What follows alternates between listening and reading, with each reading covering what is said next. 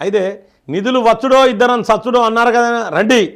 బడ్జెట్పై కొందరు అర్ధసత్యాలు అసత్యాలు ప్రచారం చేస్తున్నారని బీజేపీ ఎంపీ రఘునందన్ రావు పేర్కొన్నారు. అన్ని రాష్ట్రాలకు సమపాలలో కేటాయింపులు జరగాయన్నారు.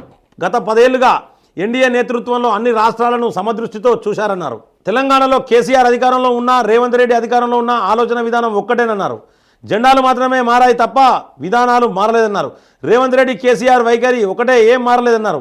మార్పు ఏదైనా ఉందా అంటే దానం బీఆర్ఎస్ నుంచి కాంగ్రెస్లోకి మారడమేనని రఘునందన్ రావు అన్నారు. మార్పు ఇంకేమైనా ఉందంటే కుర్చీలు మాత్రం మారాయన్నారు. కాంగ్రెస్ ఎమ్మెల్యేలను రూపాయలు 20 కోట్లతో కేసీఆర్ కొన్నారని, కానీ తాము బీఆర్ఎస్ ఎమ్మెల్యేలను రూపాయలు 5 కోట్లకే కొన్నామని కోమటిరెడ్డి రాజగోపాల్ రెడ్డి మీడియాతో చిట్ చాట్ చేపారని రఘునందన్ రావు అన్నారు. రూపాయలు 30,000 అవుతుంది, ఇచ్చారా? ప్రతి మహిళకు రూపాయలు 2,500 ఇస్తామన్నారు. ఆ లెక్కన ఏడాదికి 30,000 అవుతుందని ఇచ్చారా అని ప్రశ్నించారు. దీనికి బడ్జెట్లో కేటాయింపులు ఏమని రఘునందన్ రావు ప్రశ్నించారు. అంటే మహాలక్ష్మి పథకంలో బస్సు ఎక్కుడే కాదు, గ్యాసే కాదు, మహాలక్ష్మి పథకం లేదంటే 2,500 మంది ప్రతి మహిళకి ఇవ్వాలి. ఇవాటికి 7 నెలలు అయిపోయింది. 7 2 14 అవి ఒక 3,500, 17,500 అంటే ఈ రోజుకు 17,500 ఇవ్వాలి. సంవత్సరానికి 30,000 ఇవ్వాలి. ఇచ్చిన రానని ప్రశ్నిస్తూ ఉన్నాడు. మరి దానికి సంబంధించిన బడ్జెట్లో కేటాయింపులు లేవు. అంటే ఇది మహాలక్ష్మి పథకం అటర్ ఫ్లాప్ అయిపోయింది అనేది క్లియర్గా అయిపోయింది. ఎందుకంటే ఆ యొక్క బడ్జెట్లో ఆ ప్రస్తావన లేదు. అసెంబ్లీలో పెట్టిన బడ్జెట్లో 500 బోనస్ ఇస్తామన్నారు. బడ్జెట్లో కేటాయింపు లేవని ప్రశ్నించారు. 500 బడ్జెట్, 500 బోనస్ లేదు. నెక్స్ట్ రేవంత్ రెడ్డి సీఎం అయ్యాక 35,500 కోట్లు రుణం తెచ్చామన్నారు.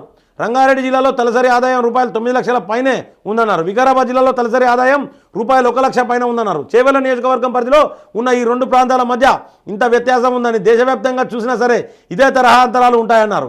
కేంద్ర పన్నుల్లో రాష్ట్ర వాటా రూపాయలు 26,000 కోట్లుగా చూపించారన్నారు. గ్రాంట్ ఇన్ ఎయిడ్ కింద రూపాయలు 21,000 కోట్ల పైన చూపించారని రఘునందన్ అన్నారు. ముక్కు నేలకు రాయండి, ఈ 2 కలిపితే దాదాపు రూపాయలు 50,000 కోట్లకు పైననే తెలంగాణకు వస్తున్నాయి. సో టోటల్గా తెలంగాణకు వచ్చిన నిధులు 50,000 కోట్లకు పైగానే. మరి తెలంగాణకు ఏమిచ్చారని ఎలా ప్రశ్నిస్తారు? సిగ్గు సీమునెత్తురు లేని వాళ్ళు ప్రశ్నిస్తారు. రఘునందన్ అన్న సిగ్గు సీమునెత్తురు ఇజ్జదిమానం లజ్జ లేని వాళ్ళందరూ కూడా ప్రశ్నిస్తారు. ఢిల్లీ జంతర్ మంతర్ రండి, నిధులు వచ్చాయని తెలితే ముక్కు నేలకు రాయండి అని రఘునందన్ రావు అన్నారు. ముక్కు నేలకు రాస్తే కేసీఆర్ది మంచిగా అవుతుంది, కానీ రేవంత్ రెడ్డిది నడి ముక్కు అవుతుంది. కేసీఆర్తో ఇంత పొడుగుంటుంది, ముక్కు నేలకు రాస్తే చక్కగా అవుతుంది.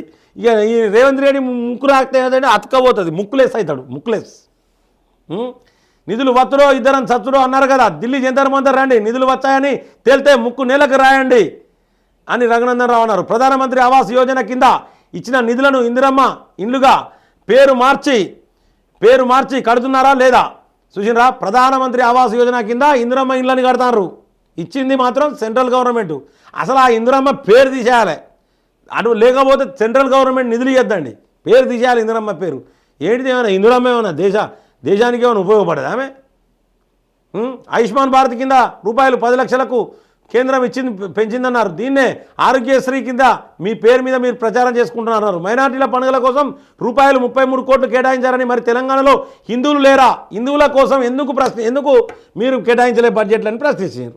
సంకనాకినట్టే అయింది. ఇప్పుడు ఎందుకు మైనార్టీల సంక్షేమం కోసం 33 కోట్ల రూపాయలు ఇచ్చిందో, హిందువుల సంక్షేమం కోసం మరి ఏవి హిందువుల వాటా ఏదని ప్రశ్నిస్తా ఉన్నా నేను కూడా రేవంత్ రెడ్డిని. ఖచ్చితంగా హిందువులందరూ మేల్కొనాలి.